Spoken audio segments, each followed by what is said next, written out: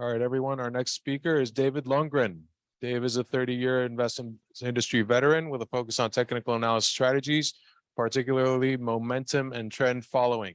He's a former director of technical research at Wellington Management, where he was also portfolio manager with extensive experience managing global long-only and U.S. long-short portfolios.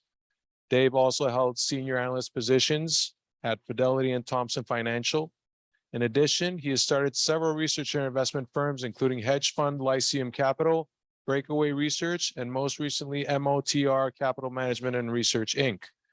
Dave taught a graduate level technical analysis course at Brandeis University in Waltham, Massachusetts.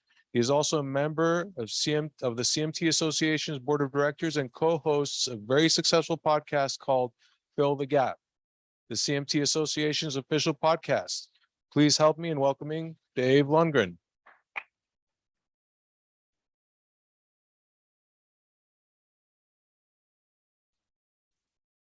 That's a good one.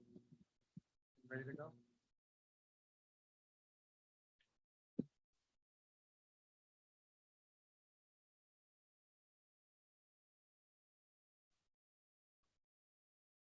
All right, so my presentation is about, can you hear me okay? All right, my discussion is about actually, oddly enough, expectations, which is something that's been touched upon a number of times here today. And this is unfortunate for me because expectations for me are probably pretty high given that I'm following John Bollinger. So, but good news for you, John, is you're following me, so expectations would be nice and low. So for me, just a quick shameless plug on the podcast. I just wanted to point it out to you all. We've had some legendary guests on the podcast, including Bob Farrell, Luigi Mata, Walt Deemer, Ralph Ackman-Four, and of course, none other than John Bollinger, which was a great conversation. All these are obviously available for free on any podcast platform that you may listen to. We've had folks from All-Star Charts. We've had JC Peretz, Dave Kelleher. Hopefully we'll have John on soon, Craig Johnson soon, and others. So again, highly encourage you to take a look at it. We have a blast doing it, and it's always informative. You know, the whole purpose of the podcast is to shed light on the value of technical analysis and try to bridge the gap, i.e. fill the gap between how people perceive technicals and how people perceive fundamentals and the gap that exists. And you know, my 30-year quest has been to knock down that wall and to help people understand that there's actually a lot more in common between the two styles of analysis. We can all benefit from bringing them together. So our objective with the podcast is to promote that very discussion. All the people that we interview are CMT charter holders. So it's people that are in the weeds, have achieved great success as CMT charter holders. And so we have a blast, comes out once a month. So you can find it on the CMT website. Okay, so I have been doing this for 30 years, a little over 30 years.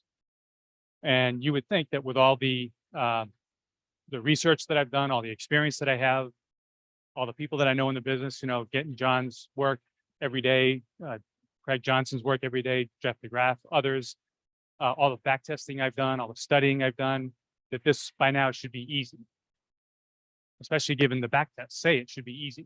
But I can tell you for sure that it's not. It's way harder and more difficult than it is easy. So it all seems simple, but we find the implementation of it is very difficult. And I believe that the reason is it's a condition that we put on ourselves. And it starts with having misaligned expectations with respect to what should happen. And I think we need to think about how we manage our own expectations as we're trying to do what truly is, and I'll show you, and you all know, is a relatively simple thing to do. Okay, so what is the issue? So when we have discussions about what trend following is, this is what we expect trend following to be, and this is in particular today in the age of social media, where we typically see charts like this on Twitter or LinkedIn or whatever that are perfect trades, and so we therefore think that this is the way it should be. So you know, these are all the things we learn about trend following. You have your upward sloping trend line. If you break the trend, that's the first step in a break of a trend. You break the last swing low. That pretty much from a Dow theory perspective is a lower low. So you should short this stock. Perfect. And so you should stay with it until the downtrend is over, right? Which means break the downtrend, break through the last swing high. Now you're in an uptrend. Great. Let's buy the stock and just stay with that until the uptrend is over. Right? Really simple.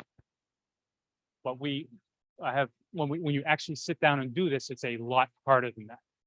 And the reason is because we expect it to be like this, and it's nothing like this at all. Another classic example is you see a chart like this, and this is the momentum factor back to 1927.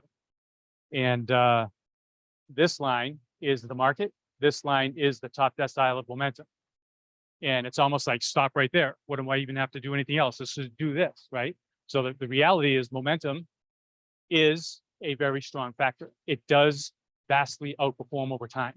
The problem is very high turnover, very steep and fast and rapid drawdowns, and there's things called momentum crashes, which can wipe out alpha generated from the momentum factor. It took 4 years to generate, can get wiped out in 3 to 6 months. It's hard to do. Easy to explain, simple to show, hard to do. And it's because of expectations. So, and the factor can also spend years underwater. So this is, I don't know, 7 or 8 years. This is 7 or 8 years. This is 15 or so years. So this is a long time for, trying to implement what it's clearly a simple thing to do, but it takes 10 years for it to start working again. So this is why it's a lot harder to do than it is to explain how to do it. So just to summarize this whole idea, following the trend, simple but not easy. So the necessary steps for profitable trend following, very simple. I'm going to explain it to you. Take these notes, and in about a year, you'll be all millionaires, I can assure you, right? So determine when a trend has begun and get involved as early as possible, and position with the trend. That's the most important part, is enter the position in the same direction as the trend, never opposite the trend, right? This is trend following. And then, of course, you just close the position when the trend is over, let your winners run. We've all heard this, right? And then, of course, along the way, manage your risk, cut your losses short. I literally just gave you the golden goose. It's literally that simple, right? But here's the problem. We now go into it having had this explained to us. These are our expectations. This is pretty much what's going to happen as soon as we start doing this. The reality is a whole lot more like this. And the thing is, you still succeed. You actually still succeed, but you get your face beat in all along the way because it's very difficult. And I believe the reason it's so difficult is we forget that we must expect that we will be wrong a lot. A lot. Let me just say that again, a lot. Like you can actually be a successful trend follower and be wrong 60% of the time. It's like baseball. If you're a 300 hitter, you're a god. That means you're wrong or you miss 70% of the time. Trading is very similar to that. So it's a very simple concept, but it's not easy to do. It's because we often undermine ourselves with unrealistic expectations. So don't expect it to be easy. And if you can expect it to be difficult, your mindset changes. So that when you start losing, which you should lose, the only way you're going to get those 10 baggers or those multi-baggers on the right side of this distribution curve is if you take a lot of swings at the ball. Those swings in trading are represented by losses. So embrace the losses. And that's a very difficult thing to do mentally, but it's something you must do. So here is a live visual demonstration of what it actually takes to succeed in a trend following space. To begin, we have these 3 quotes that come from 3 different centuries, and they're all saying the same thing. We all know this one, David Ricardo: cut your losses short and let your profits run. Very successful trader in the 19th century. Early 20th century, we have Bernard Baruch. If you have made a mistake, cut your losses as quickly as possible. A little bit more verbose, but it's basically the same thing, right? And I don't know if it has to do with inflation or not, but then we have somebody in the 21st century who's basically saying the same thing, but a lot more verbose. So apparently he needs more words to say the same thing, but it's 2 of the cardinal sins of trading: giving losses too much rope and taking profits prematurely are both attempts to make current positions more likely to succeed, which is the mental thing we want to do, to the severe detriment of long-term performance. So here's 3 centuries of successful investors telling you the same thing. This is what you must do in order to succeed in trading. So if you must do it, then you have to accept the good with the bad. And the bad is those trades that are, and depending on the cycle, they can be pretty constant. You can go 20, 30 trades in a row and lose money. And just, you have to understand that that's just a part of the business. And it's a mindset thing that you need to adjust your mind to. Otherwise, you'll never be able to let the system work for itself and do what it's supposed to do, or do what you expected it to do. So if you were to, as a trend follower, if you were to just simply take all of your trades, and by the way, I highly recommend you do this. I do this all the time at the end of every month. So I can show you a diagram just like this on my trades for every month and every year in whatever time frame I'm looking at. So if you just simply start charting your profits and losses along this curve. So the vertical line represents 0. Everything to the right is a trade that made money. Everything to the left is a trade that lost money. The further to the right, the more profitable the trade. The further to the left, the more expensive, or the bigger the loss on that trade. And you just keep going along and continue to plot your trades. What you'll notice is that there's an awful lot of red ones, meaning you lose a lot. This is the life of a trend follower. It's unavoidable. This is the way it must be. And if this is the way it must be, and this is the way it will be, if you're going to be successful, then you just have to let it happen. You have to embrace it. A lot of red. And this is coming from the perspective of somebody who not only has traded for himself, but also has traded and managed money for clients, whose expectations I now also have to manage. And if they're seeing all these losses build up and they don't understand what's going on, guess what's going to happen? They're going to take their money back. So not only do you have to manage your own expectations if you're trying to implement a strategy like this for yourself, but if you're managing money for others, you have to manage their expectations as well. A lot of pain, a lot of blood.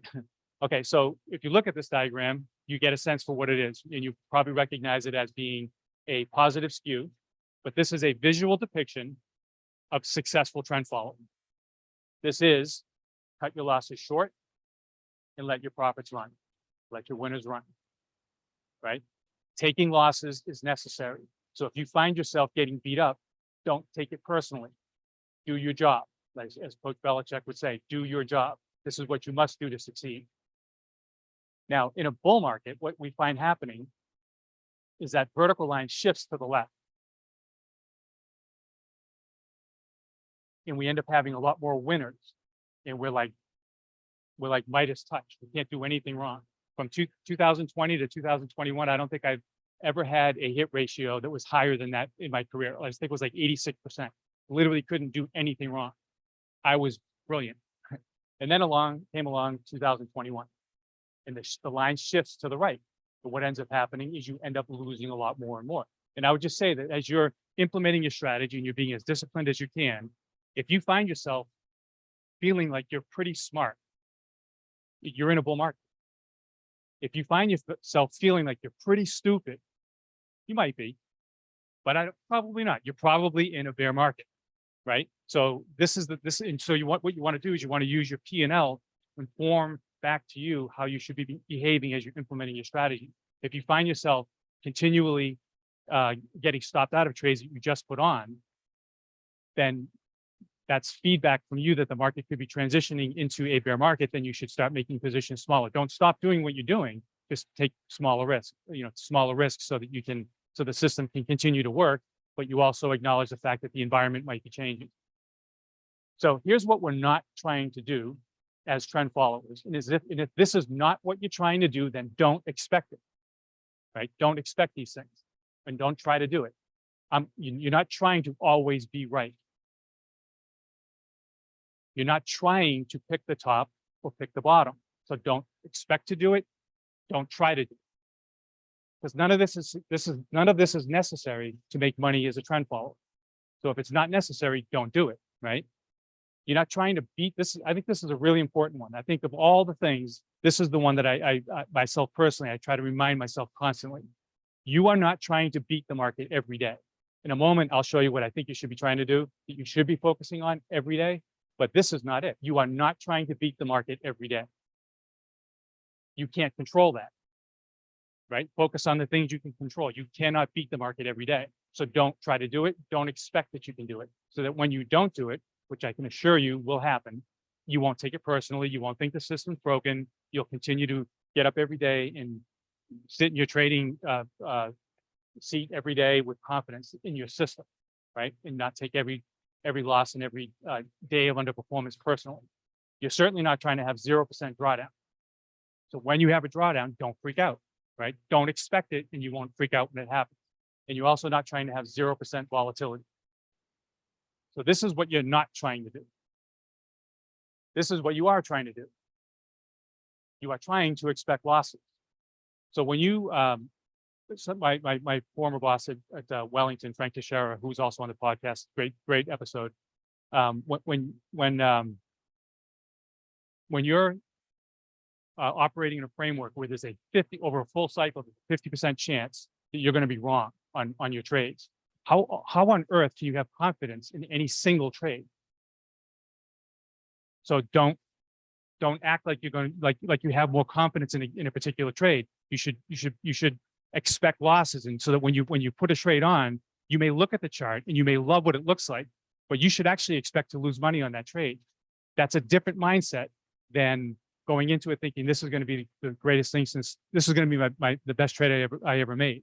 And so I've had a lot of conversations with very successful portfolio managers over the years that are more fundamentally oriented, and they would tell me that very rarely is the biggest winning position, the biggest mover in their portfolio in their top 10. It's almost always that little stub position that some analyst came into their office and said, you should put a position in here, make it a top 10 because I think this is going to be a big stock. And it's like, man, I don't think so, but I'll make it like 25 basis points and we'll see what happens. It's usually that kind of stock that doubles in their portfolio where they had no conviction, no belief it could work, right? So if that's the truth, and I think it kind of is, then why would you conviction weight your bets, right? Because if you're expecting to lose, how can you have conviction on any single position? So just equal weight your bets. You can volatility weight your bets, which is what I do. But in terms of conviction weight, I just think is a mistake. Expect to lose. You're trying to capture the middle of the trend without any forecast as to how long that trend will go on. Just try to capture the middle of it, right? You're trying to manage your risk, not avoid it, right? So if you want to make money, you're going to have to take risk. And so the idea is you're going to just manage the risk as opposed to try to avoid it. This is important, as I identified earlier, the importance of identifying what cycle you're in. And you can use the feedback of your P&L to help you identify what cycle you're in, bullish or bearish. But there's also a whole slew of tools that will, I'm sure you have your own library of tools that you rely on to help you identify bull and bear. I'll show you some of them that I use in a moment.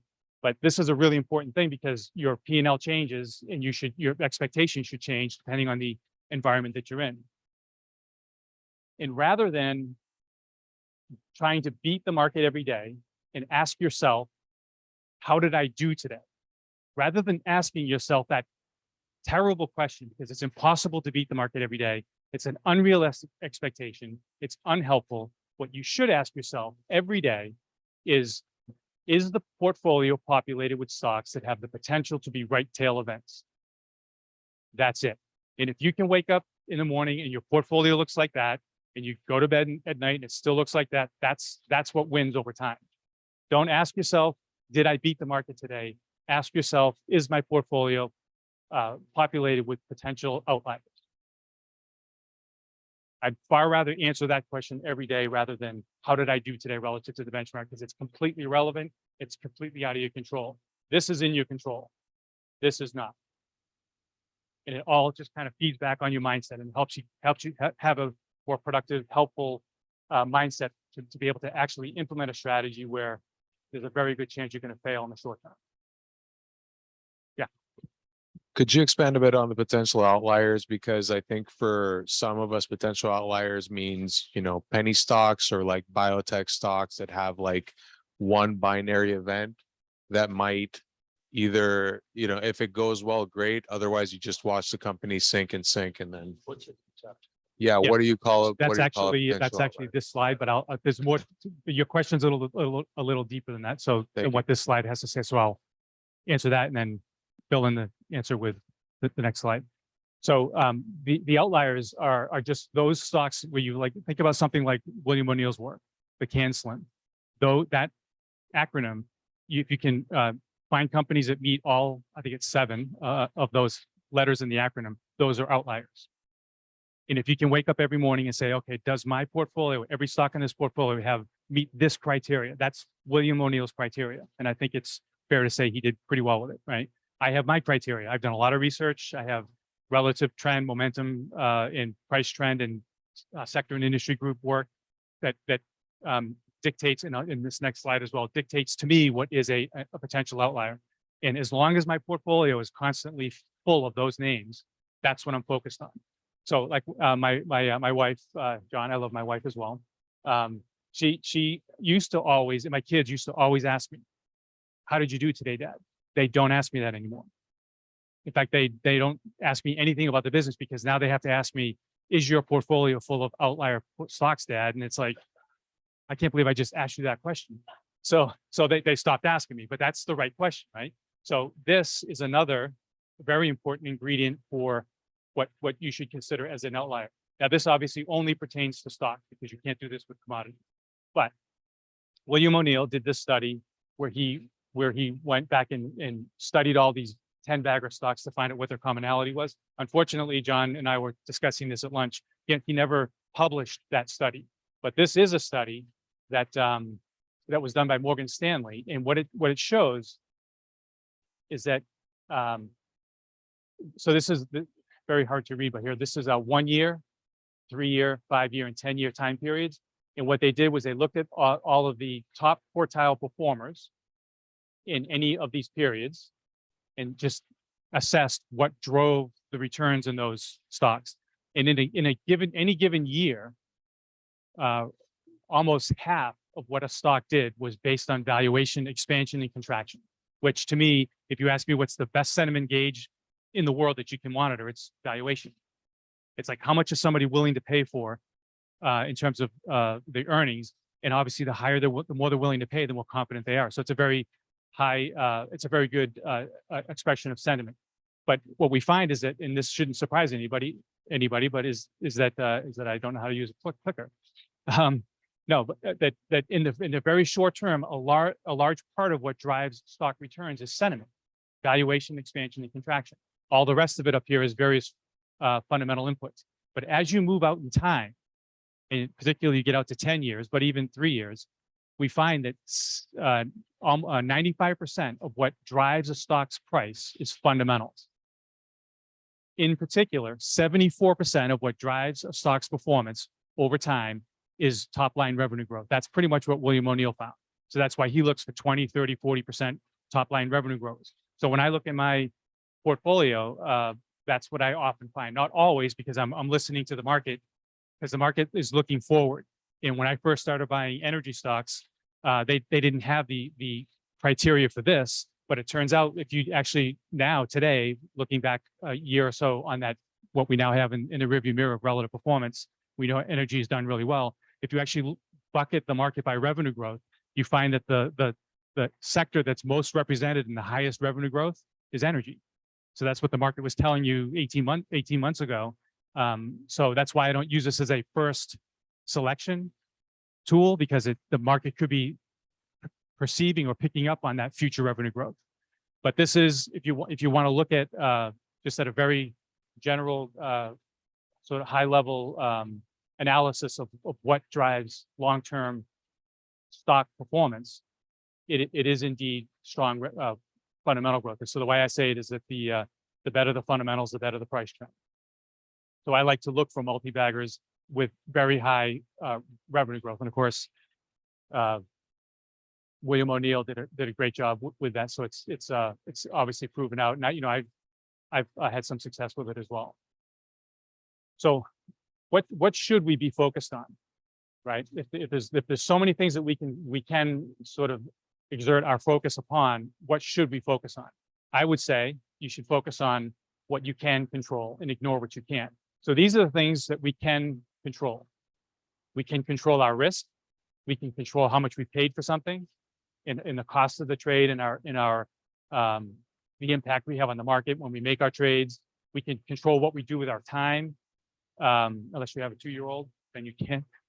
We can control our behavioral responses if we're mindful, as I'm trying to get, encourage you to do. We can control our behavioral responses to what goes on in the markets. So this is what we can control, but what we see that this is what we rarely focus on. Instead, what we almost entirely focus on is returns, and we have no control over that. So what I'm trying to get you to think about is instead focus on what you can control. And if you can do that, you'll take a major step in the direction of level setting and improving your mindset as a function of having better, more reasonable and realistic expectations. And that mindset will put you in a better spot to actually execute a strategy that's simple to explain, but very difficult to do. If that makes sense. Okay, so what should we expect? In bull markets, we should expect to be right a lot more than 50% of the time. Never confuse a bull market with intelligence, right? Just because you can't make a mistake does not mean you're smart. It means we're in a bull market. In bear markets, we should expect to be wrong way more than 50%. Never confuse a bear market with stupidity, right? Over a full cycle, you should expect to be right about 50% of the time. So that's actually a pretty optimistic percentage. I mean, there, again, like I said, there are a lot of trend followers who have great success with 30 or 40% hit rates. And it's all a function of cut your losses short, let your profits run, which is obviously at 30% hit rate, 70% of the time you're wrong over a full cycle. That's painful, but with the right mindset, you can do it. So this is a lot easier to say, but it's very hard to do unless you expect it, unless you expect to lose. So let that sink in, expect to lose. So when you buy a stock, expect to lose. And when you lose, it won't be a surprise, right? You know it's part of the game and you expected it. When losses happen, and they will, don't be surprised, accept them. So this is the way to think about it. Losses and trend following are a feature, they're not a bug. It doesn't mean something's wrong. The way you capture right tail events is you take a lot of swings at the bat, and a strike in trading is a loss, right? And just like in every strike in baseball is worth the same thing. It's one strike. If you can keep your losses contained just like that, you'll be able to stay at the table long enough to benefit from some of those right tail events that you finally locate, particularly in bull markets. So here's a roadmap to better expectations, things that you can do. So multi-baggers happen in bull markets like Tesla, right? So hunt for them in bull markets. If you're in a bear market, don't be looking don't expect 10 baggers, right? Expect them in bull markets. Left tail catastrophes happen frequently in bear markets. So we just had 3 of them on Friday, 3 of them alone. We've had a bunch of them this year, and there are many of the high flyers from early 2021, post-COVID, that are now down 70, 80, 90%, right? They happen a lot, but they happen in bear markets most often. So in bull markets, focus on companies with explosive top-line revenue growth. So while you're in a bear market, you can continue to cull this list and look for companies that have this fundamental profile, because when the bull market starts and you can check the list from a trend following perspective on stocks that you've identified with explosive revenue growth, those are the ones you want to populate in your portfolio with. Remember, in bear markets, those very same stocks can drop a lot. So this isn't a love affair. You're not getting married, right? This is when they're explosive revenues and trending and outperforming, that's when you want to own them. If they have explosive revenues and they're trending down and underperforming, you don't want to own them. So in 2000, when Amazon peaked, the stock went down 90% over the next 2 years. In that period of time, the revenues of Amazon went up 90%. So that's explosive growth in a stock that basically went down 90%. You got to find them both together. And guess what? 2000 to 2002 was a bear market. Know what your cycle is, know what cycle you're in. So this is important to think about. Great trades force you in, whereas you force yourself into bad trades. If this is really truly a bull market, you'll like, you can't help yourself. There's so many things jumping out at you for you to purchase, and it's almost impossible to resist these things that are coming up through your process, because you understand your process, you've developed it, you've back tested it, and all these names are coming through your sort of your idea generation process. If you're in that environment, then you know you're in a bull market. But today, when I go through this process, it's really hard for me to find things to buy. And that's just a function of the fact that we're in a bear market. So if I try to force my hand today, there's a very good chance that because I'm forcing myself, it's probably a bad trade, right? So that's, again, expectations. So again, unproductive question, how was performance today? You can't control it. Is my portfolio full of 10 baggers? You can control that, right? So these, again, just a better roadmap to better expectation. So if you expect your process to win over time, but expect to lose on half your trades, make sure your energy is focused on outcomes at the portfolio level and not so much at the individual stock level.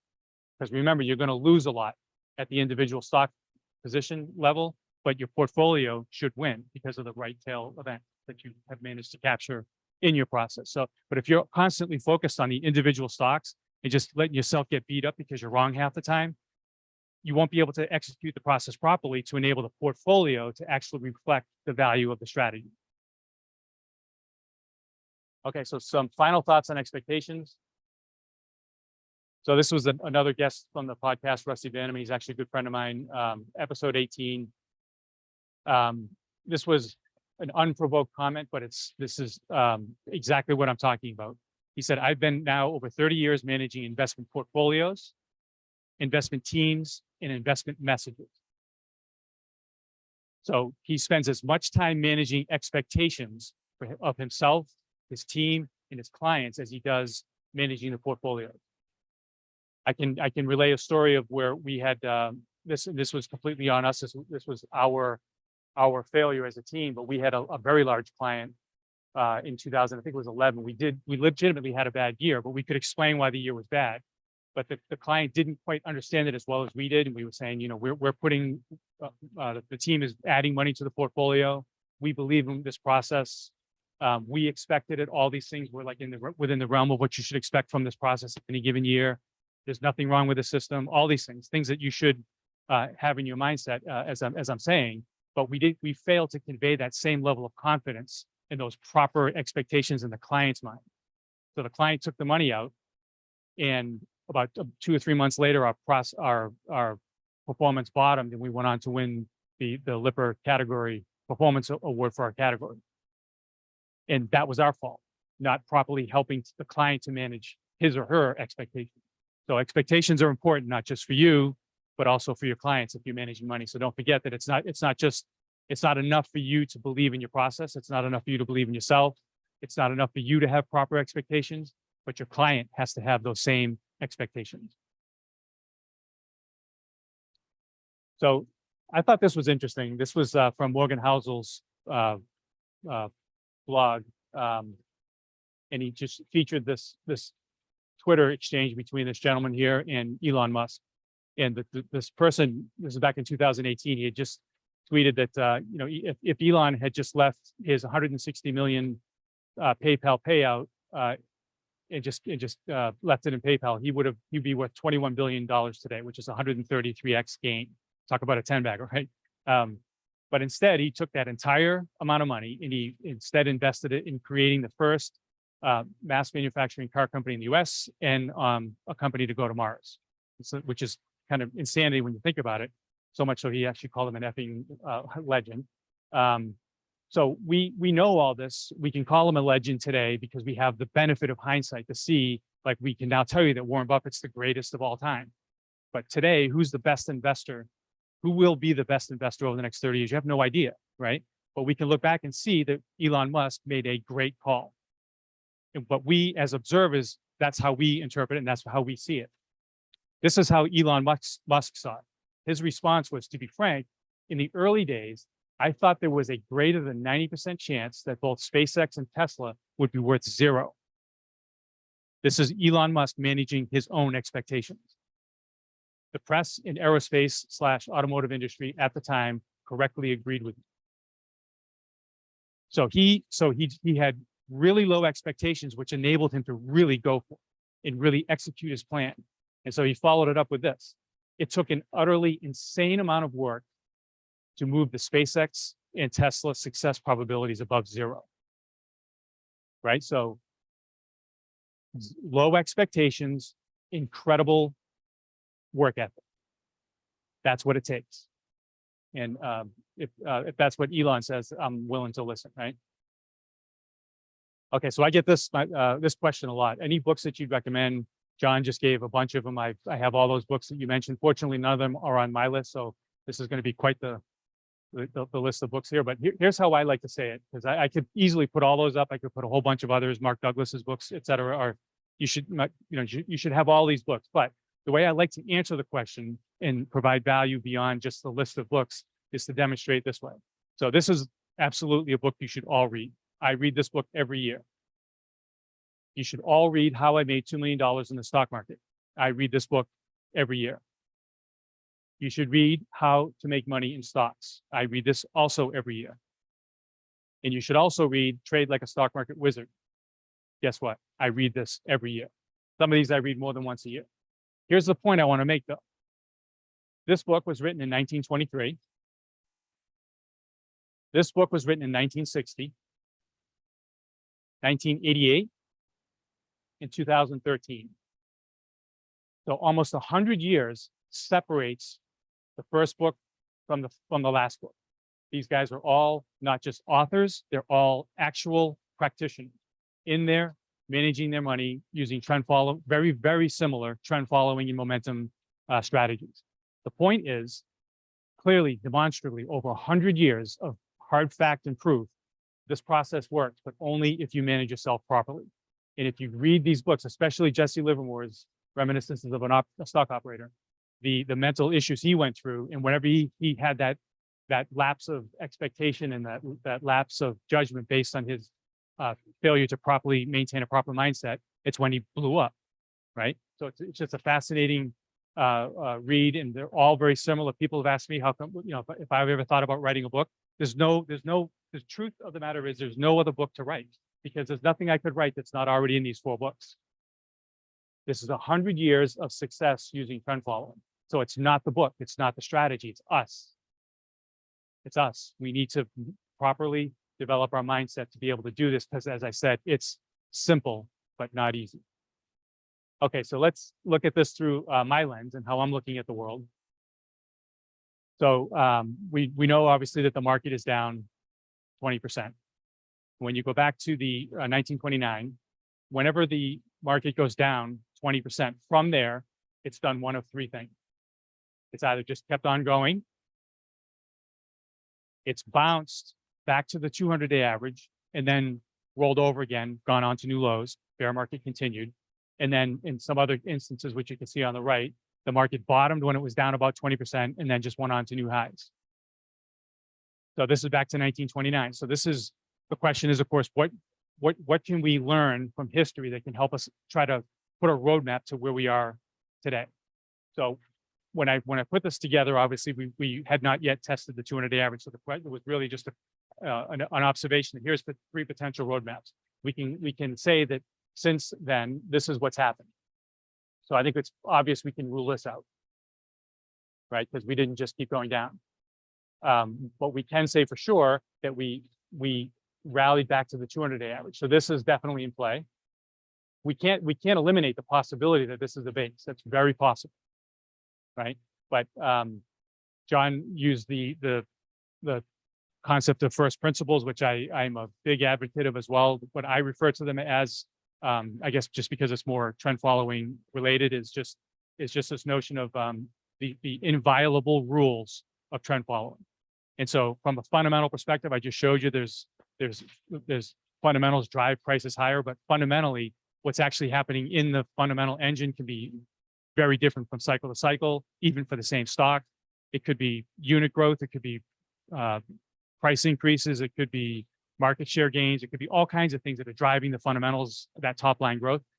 But and then again, that changes from cycle to cycle, and sometimes it even changes from stock to stock during the cycle. And even worse is that fundamental analysts have arguments about it all the way up, right? They have different, it's the same data, but they all kind of have different perspectives on it. Why I'm a trend follower and why I'm a technician is because I believe that there are what I refer to as inviolable rules, that no matter what happens, fundamentally, these 4 things, actually, these 4 things must happen. Just to give you I'm not going to go through them all. They're on my website. You can check them out. But just to give you like a very simple example of what I mean. If you have a stock that's at 20 and you think it can go to 100, that can happen for any number of reasons, fundamentally, right? But I can tell you that that stock is not going to go to 100 until it gets above 25 first. It's impossible, right? That's the inviolable nature of trend following. That's why this concept, trend following, momentum, technical analysis, that's why it's so powerful.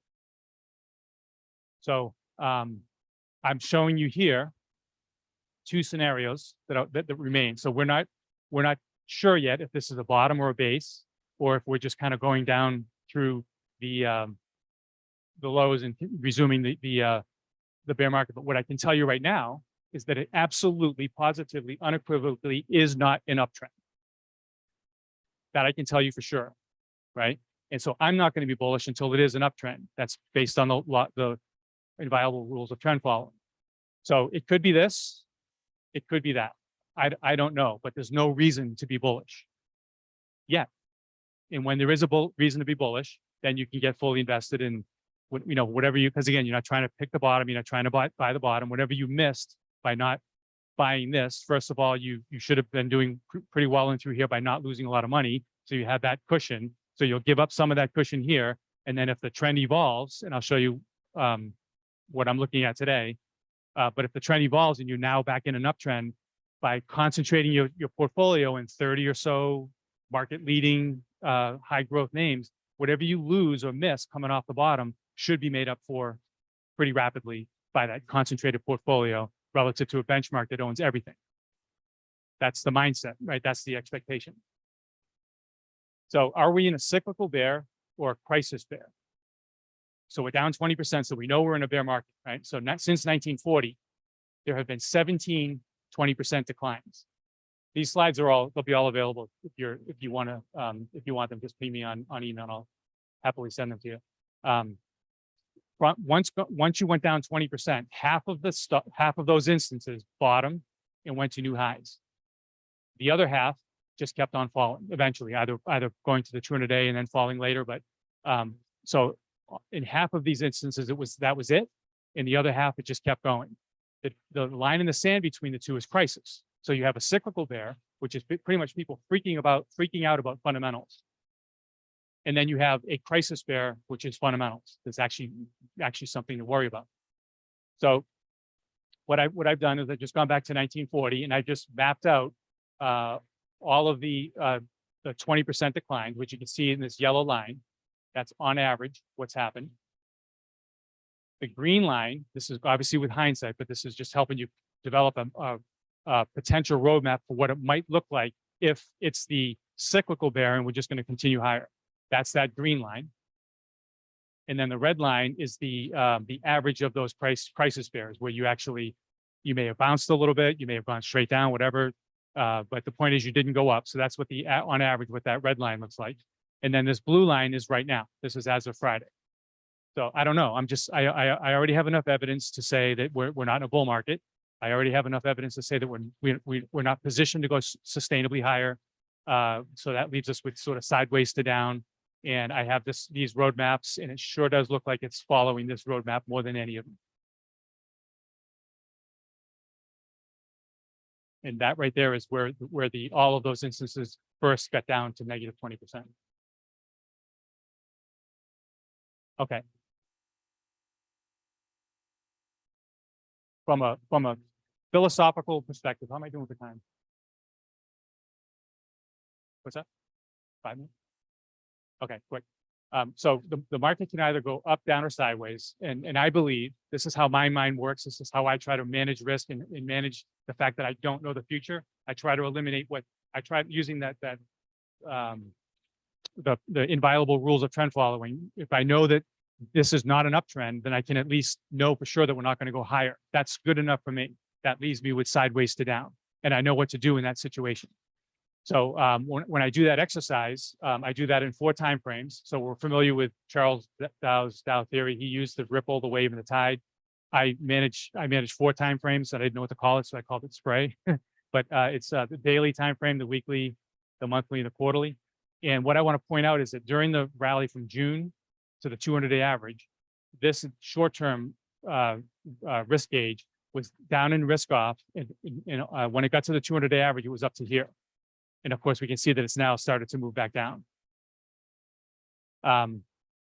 What I found really important and a bit unnerving is that when that rally happened, the Ripple and Wave, which is again weekly and monthly, they were both at 8, which is in risk off, and they all stayed. Both of those stayed in risk off despite that 18% rally. So this is just simply everything I just told you about. It's based on trend, momentum, relative performance, all put together into one indicator for that time frame. And so the idea that we were able to rally 18% and these didn't budge out of risk off was a bit concerning to me, right?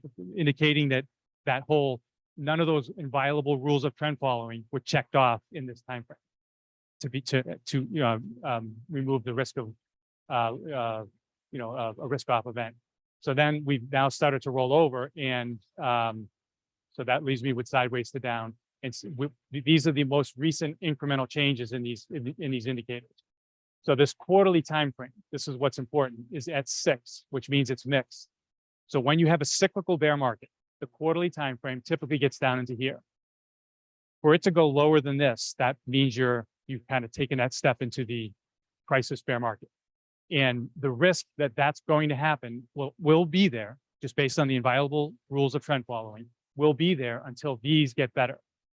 And they're not getting better, they actually tick down again. That's all I need to know to manage my expectations and, more importantly, manage a portfolio, or just as importantly. So for me right now, there's no reason to take excessive risk or exposure. I'm not looking for 10 baggers. Like, I'm not expecting them to happen in my portfolio, but I am expecting blow ups. So when they happen, I don't take it personally. And I have owned some that have there's nothing you can do about it. You're in a bear market. So overall, I just have low gross exposure, and I have a mixture of longs and shorts. When these all inflect positive in my portfolio, and I manage a private long short hedge fund, I don't short in a bull market. I just, the numbers show that you shouldn't be short anything in a bull market, so I don't. So what I am focused on today, this is something I'm always focused on in a bear market, is what's leading today that's surprising you. So is it shocking that utilities are leading? No, so therefore I don't own utilities because they're doing what they're supposed to be doing in a bear market. But what is leading today that's surprising? And I did pick up as well that I thought, I think Steve mentioned solar names, right? And biotechs, I thought was like, that's interesting to me. When the crisis happened in 2008, it's interesting to note that during the global financial crisis, we were almost 100% cash, 95% cash, not because we forecasted it, but because we just followed this process. But during that period when we're sitting in cash, what we were focused on was what is working that shouldn't be. Everything was going down, but what's going down less than it should be given its typical beta profile. And so I thought it was interesting that during that crisis where unemployment was shooting to the moon, asset values were imploding, banks were going out of business, that one of the best performing sectors was the consumer discretionary sector. That seemed kind of strange. When the market bottomed, the consumer discretionary sector was one of the best performing sectors in that ensuing bull market. Also, one of the best performing industries during the global financial crisis was what is typically about as risk on as you can possibly get, biotech. So we didn't own any because they were falling with everything else, but they were falling a lot less than they should have, given we were in a epic generational crisis bear market. And when the market bottomed, biotech underperformed off the bottom because everything else, whatever performed off the bottom was basically the stocks that got priced to go out of business. So they obviously they weren't going to, so they came rallying off the bottom. So after that was finished, biotech then became one of the best performing industries in that, new bull market. So right now I'm just focused on trying to, on these indicators and making sure that there's no reason to take risk. And while I'm sitting in cash and I've got a small gross exposure with longs and shorts, I'm also very focused on what's leading today that's a bit surprising to me. So that's it for me. Thank you very much. And if we have time for questions or.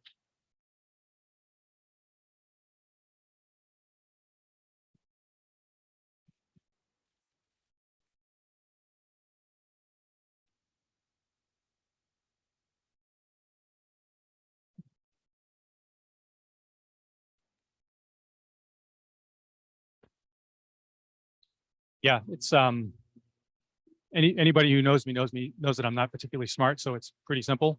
You just basically take the app. So the challenge with doing it is that volatility, John knows, is mean reverting. And so if you have a stock that's experiencing low volatility relative to its normal profile, like the way I use it, John, is where the volatility, so the ATR, average true range, I think somebody has to come up with this indicator. I do it myself, but I have to do it with code. But there's no that I know of. There's no indicator out there that calculates ATR percent. Anybody know of one? Just ATR as a percentage of the price. It just gives you a dollar value. No, it's just so I calculate ATR instead of as a dollar value. I calculate it as a percent of price, because obviously if a stock goes from 20 to 100, it would appear that the volatility is increasing because the ATR is going up, but the actual volatility as a percentage could be dropping, right? So I calculate it that way, and then I put a Bollinger Band on it. And if the volatility that the stock is experiencing is below the middle of the band of the Bollinger Band, I use the Bollinger, I use the average, because I don't want to be pricing my exposure based on what's very low volatility in an indicator that mean reverts. So I'm getting really big in a position at a time when the volatility is lower than it usually is. So at minimum, I'm at the average. And then if the volatility is well above average, then I just use the higher volatility. So you basically just the way you end up sizing using this idea is that the more volatile the stock, the smaller you make it in the portfolio, and the lower the volatility, the bigger you make it. So at the end of the day, you're trying to just say, I want every stock in this portfolio to be able to have the opportunity to contribute 10 basis points of volatility to the portfolio on any given day. And say, well, what's 10 basis points of $1 million? Figure out that dollar amount. You have the ATR that you have for each stock, and you figure out how many shares of that stock you'd have to buy to create that volatility on any given day, and that spits out the position size for you.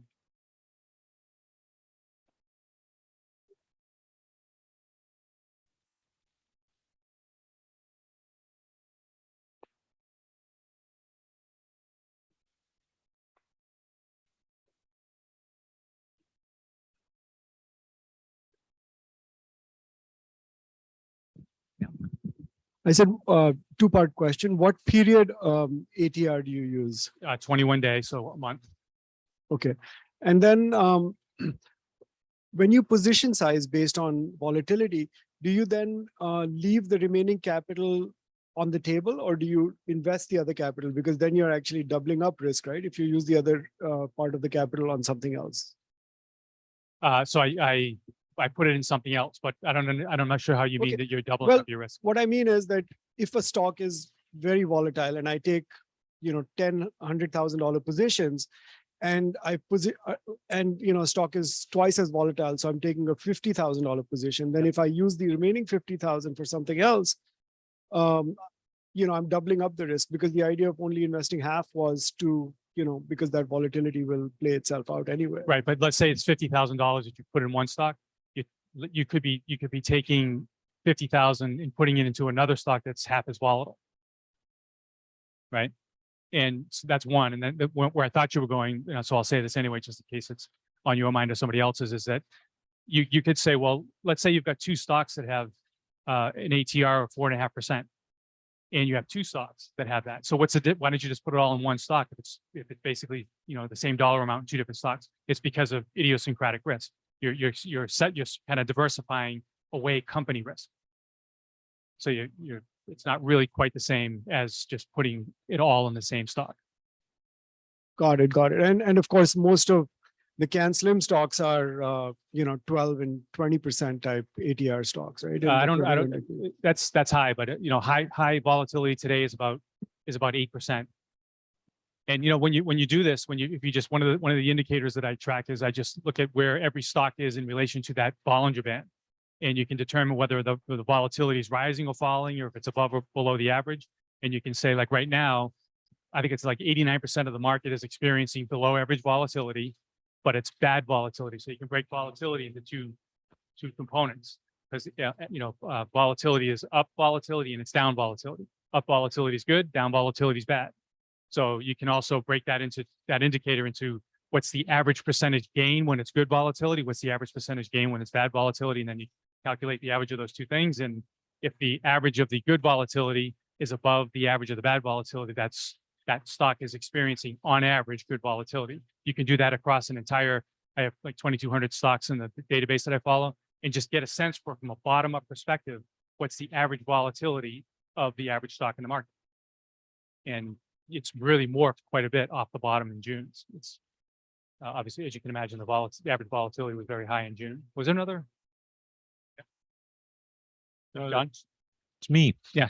I just wanted to point out, you put up 4 books. They're all 4 authors are trend followers of various forms, but the 4 approaches to trend following are completely different from one another. And I find that to be absolutely fascinating. Years ago, one of the ideas that Mike Moody put on the table to me was that, any method of relative strength works. It doesn't matter what it is. All the approaches to relative strength work, and that's because relative strength itself is a first principle. Yeah, Any wrench that you use is going to be useful. So I thought that was really a valuable insight. Thanks, John. One more question and then we'll call it quits. Okay.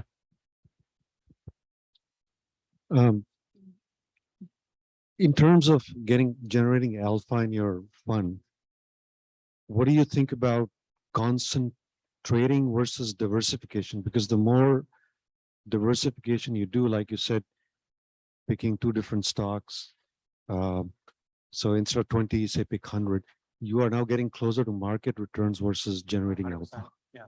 So I was at Wellington until 2020. I took 2021 off, and I just basically did a bunch of things. I had a checklist of things I wanted to do.